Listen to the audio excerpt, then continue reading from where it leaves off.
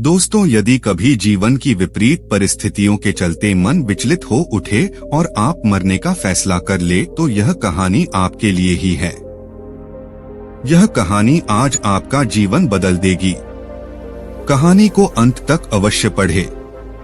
यह इतिहास में घटी एक सच्ची घटना के रूप में है, जिसे हम कहानी के माध्यम से आपके समक्ष लिखित रूप में प्रस्तुत कर रहे हैं। रामदयाल इस बड़ी दुनिया में अकेले रह गए थे। उनकी पत्नी की मृत्यु हो गई। वह 2-4 दिन ही बीमार रहीं। मोहल्ले वाले उन्हें अस्पताल ले गए। उन्होंने ही भाग दौड़ की। रामदयाल खुद बीमार थे। उनका लड़का मुंबई में रहता है। कई वर्षों से घर नहीं आया था। मां की मृत्यु का समाचार मिलने पर उसने जवाब भेज दिया, बहुत उलझा हुआ हूँ, फुर्सत होने पर आऊंगा। पत्र पाने वाली रात रामदयाल तकिए में मुंह गड़ाकर कितना रोए कहना कठिन है। उनकी खुद की उम्र 65 वर्ष हो गई थी। अब उन्हें हरदम लगता था जैसे दुनिया में उनके लिए कुछ भी शेष नहीं रहा है। पड़ोसियों ने उनका बहुत ख्याल रखा।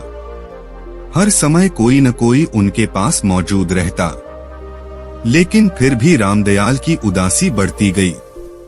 वह जितना सोचते, यह विश्वास पक्का होता जाता कि अब इस दुनिया में रहना बेकार है। और एक सुबह घूमने के लिए निकले तो फिर लौटे नहीं। उनके कदम शहर से बाहर की ओर चलते चले गए। एक बस आगे की तरफ जा रही थी। रामदयाल बस में बैठ गए। कई घंटे की यात्रा के बाद जब बस एक घने जंगल में से गुजर रही थी, तो वह पेशाब करने के लिए नीचे उतरे और एक दिशा में बढ़ गए। थोड़ी देर बाद उन्होंने बस के भोंपू की आवाज सुनी। ड्राइवर उन्हें जल्दी करने को कह रहा था, लेकिन रामदयाल बाबू वहीं खड़े रहे। उन्होंने न लौटने का फैसला किया था। वह वन में खो जाना चाहते थे। उस घने जंगल में दिन में भी पेड़ों के नीचे हल्का अंधेरा था। हर तरफ सुनसान, पत्तों में साय साय हवा। रामदयाल बाबू को जैसे होश नहीं था। झाड़ियों में अटकते उलझते बढ़ रहे थे, पता नहीं किधर। धूप तेज हुई तो प्यास से गला सूखने लगा। अब वह एक ऊंचे कगार की ओर बढ़ रहे थे। आंखों के सामने एक दृश्य तैर रहा था। वह हवा में हाथ पैर मारते हुए नीचे घाटी की ओर गिरे जा रहे हैं। और फिर एकाएक उनके कदम रुक गए। जहां ढलान नीचे घाटी की ओर खुलता था, वहां 2 लकड़ियां लगाकर रास्ता बंद किया था। वहां मोटे मोटे अक्षरों में लिखा था, सावधान। रामदयाल बाबू ने इधर उधर देखा पर कोई नजर नहीं आया। उनकी समझ में न आया कि लोगों को सावधान रहने की बात किसने लिखी। उन्होंने जरा बढ़कर झांका तो देखा आगे गहरी खाई थी। वह पीछे हट आए, न जाने क्यों उनका मन कांप उठा। वह एक तरफ बैठ गए। कुछ देर पहले रामदयाल आत्महत्या के लिए तैयार थे, लेकिन अब कुछ डर लग रहा था। वह कुछ देर आंखें मूंदे बैठे रहे, फिर उठे। प्यास से गला खुश्क हो रहा था, लेकिन वहां भला पानी कहाँ मिलता। तभी उन्होंने देखा पास ही पत्थर की कुंडी में पानी भरा है। वहीं कुछ फल भी रखे दिखाई दिए। कुछ देर सोचते खड़े रहे, पिए या न पिए। फिर प्यास ने जोर मारा तो गटागट पानी पी गए। वहां रखे फल भी खा लिए। अब जाकर चित्त कुछ ठिकाने हुआ, लेकिन एक बात रह रहकर परेशान कर रही थी, यह सब किसने किया है।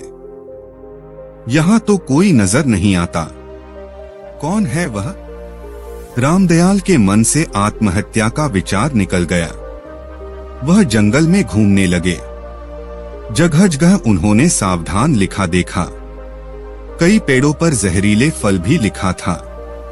उन्होंने पाया कि अगर वह सब न लिखा होता तो कोई भी गिरकर अपने प्राण गंवा सकता था। घास में छिपे हुए गहरे गड्ढे, खतरनाक मोड़, जहरीले फलस्प के बारे में सावधान किया गया था। अब तक दोपहर ढल चुकी थी।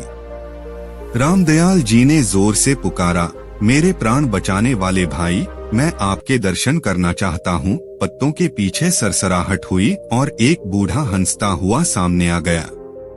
उसने कहा, मैं बहुत देर से आपको देख रहा हूँ, कहिए आप यहाँ कैसे आ गए? सच कहूँ, मैं आत्महत्या के इरादे से आया था, लेकिन खाई के किनारे लिखे शब्दों ने मन बदल दिया, रामदयाल कह गए। उस व्यक्ति ने पूछा, अब क्या इरादा है? सोच रहा हूँ क्या करूँ, रामदयाल ने कहा और उनकी आंखें भर आईं। बूढ़े के पूछने पर उन्होंने अपनी राम कहानी कह सुनाई। जब उन्होंने बात खत्म की तो उनकी आंखों से लगातार आंसू गिर रहे थे। एकाएक उन्होंने पूछा, लेकिन आपने अपना परिचय नहीं दिया। बूढ़े ने कहा, जो आपका परिचय है वही मेरा भी है। मेरा नाम है नरसिंह। क्या सुनाऊं? अनेक वर्ष हो गए। एक दिन मैं अपने बेटे के साथ इस जंगल से गुजर रहा था। तभी बेटा घास में छिपे गहरे गड्ढे में गिर गया। वह इतना नीचे गिरा था कि मैं वहां पहुंच भी नहीं सकता था। मेरी दुनिया अंधेरी हो गई। पत्नी पहले ही मर गई थी। अब तो कुछ भी नहीं बचा था जीवन में। मैंने तय किया कि मैं भी उसी गड्ढे में कूदकर जान दे दूं। रामदयाल जी ध्यान से सुन रहे थे। नरसिंह ने आगे कहा, मैं कूदने जा रहा था। एकाएक मन ने कहा, यह कायरता है। हो सकता है इसी तरह लोग आकर इस छिपे गड्ढे में गिरते रहें। नहीं, यह ठीक नहीं। पहले इसका कुछ प्रबंध करना चाहिए। बस मैंने गड्ढे के चारों ओर पेड़ की डालियां खड़ी करके उन्हें लताओं से बांध दिया। फिर रामदयाल ने पूछा, फिर मुझे लगा कि ऐसे खतरनाक स्थान तो इस जंगल में और भी होंगे। मैंने देखा मेरे बेटे की जान लेने वाले गड्ढे के पास ऐसे ही दूसरे स्थान भी थे। बस मैंने निश्चय कर लिया कि जंगल में जब तक एक भी ऐसा खतरनाक स्थान रहेगा, मैं नहीं मरूंगा। वह दिन था और आज का दिन है। मैं इसी जंगल में रह रहा हूँ, अभी मेरा काम खत्म नहीं हुआ। खतरनाक स्थानों पर मैंने चेतावनियां लिखकर लगा दी हैं। कौन से फल जहरीले हैं और कौन से खाने लायक यह भी जान लिया है। जंगल इतना खतरनाक नहीं रह गया है जितना पहले था। मैंने कई भटके लोगों को रास्ता बताया है, खाने पीने की सामग्री दी है, नहीं तो शायद वे मर जाते। और हर बार मुझे लगा कि आत्महत्या न करने का मेरा निश्चय गलत नहीं था। रामदयाल गंभीर होकर नरसिंह की बातें सुन रहे थे। एकाएक नरसिंह ने कहा, रात हो रही है, जंगली जानवरों का डर है। सुबह आपको जंगल से बाहर जाने का रास्ता बता दूंगा। आइए। नरसिंह रामदयाल को एक गुफा में ले गया। उसके बाहर आग जलाकर दोनों लेट गए। रात को जंगली जानवरों की आवाजें सुनाई दी, कभी दूर कभी एकदम पास। सुबह रामदयाल की नींद खुली तो नरसिंह ने कहा, चलिए आपको जंगल से बाहर जाने वाले रास्ते पर छोड़ दूं। लेकिन मुझे कहीं नहीं जाना। तब कहाँ जाएंगे, क्या इरादा है? नरसिंह ने आश्चर्य से पूछा। मैं यहीं रहूंगा आपके साथ, रामदयाल ने कहा। अभी जंगल में ऐसे बहुत से स्थान हैं जहां देखभाल की जरूरत है। मैंने मरने का इरादा छोड़ दिया है। क्या सच? कहते हुए नरसिंह की आंखें चमक उठी। हाँ, मैंने देख लिया है, जीवित रहकर दूसरों को मरने से बचाया जा सकता है, रामदयाल ने कहा और मुस्कुरा उठे। मरने के लिए एक दुख है तो जीने के लिए 100 सुख भी कम हैं, रामदयाल ने कहा और गुफा से बाहर आ गए। सूरज पेड़ों के पीछे से ऊपर उठ रहा था। तो दोस्तों, इस प्रेरणादायक कहानी से हमें सीख मिलती है। जीवन में कई बार ऐसी परिस्थितियां बन जाती है कि अक्सर मनुष्य मरने तक का फैसला कर लेता है, लेकिन ऐसा करना बिल्कुल गलत होता है, क्योंकि जीवन का अर्थ यह नहीं कि आप अपने लिए जिए, बल्कि जीवन का मकसद यह होना चाहिए कि आप अपने जीवन से दूसरों को क्या दे सकते हो। जीवन तभी सार्थक बन जाता है जब हमारे जीवन से कोई प्रेरित होकर या हमारे कार्य से कोई प्रेरित होकर अपने जीवन में सकारात्मक बदलाव लाकर स्वयं को बदल पाया हो। मरने के विचार के बारे में आप कैसा महसूस करते हैं? क्या यह ऐसा कुछ है जिसके बारे में आप अक्सर सोचते हैं? या क्या यह आपको चिंतित करता है? ये ऐसे सवाल हैं जिनके बारे में हम में से कई लोगों ने हाल के दिनों में सोचा है। महामारी ने हमें याद दिलाया है कि मृत्यु हमेशा करीब है और यह एक ऐसी घटना है जिसका सामना हम सभी को किसी न किसी समय करना ही होगा। आमतौर पर हालांकि मृत्यु एक वर्जित विषय है। हमें सिखाया जाता है कि मृत्यु ऐसी चीज है जिससे हमें दूर रहना चाहिए और उसे भूलने की कोशिश करनी चाहिए। अगर हम अपनी मृत्यु के बारे में सोचना शुरू कर दें तो यह पारंपरिक ज्ञान है, हम चिंतित और उदास हो जाएंगे। जहां हमारे पूर्वज अक्सर लोगों को मरते हुए देखते थे और शवों को देखते थे, वहीं आधुनिक चिकित्सा पद्धतियों के कारण हम मृत्यु से सुरक्षित हैं। लोग आमतौर पर घर के बजाय अस्पतालों में मरते हैं और मृत्यु के तुरंत बाद उनके शवों को अंतिम संस्कार गृह ले जाया जाता है, जहां हमें आमतौर पर उन्हें देखने के लिए अपॉइंटमेंट लेना पड़ता है।